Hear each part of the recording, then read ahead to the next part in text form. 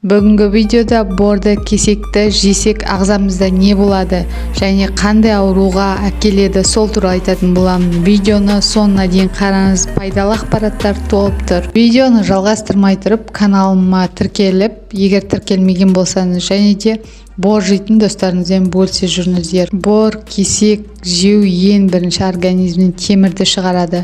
Ал темір шыққаннан кейін адамда темір жетіспеушілік пайда болады, яғни анемияға әкеліп соқтырады. Сондықтан да борды жемегені дұрыс.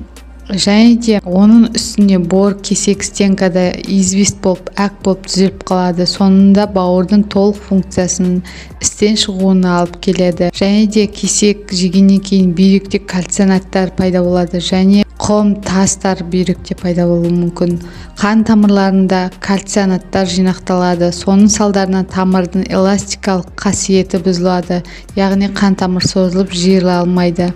Нәтижесінде тамырының жарылуы инсульт, инфарктқа алып келеді. Қорқынышты жағдай ма?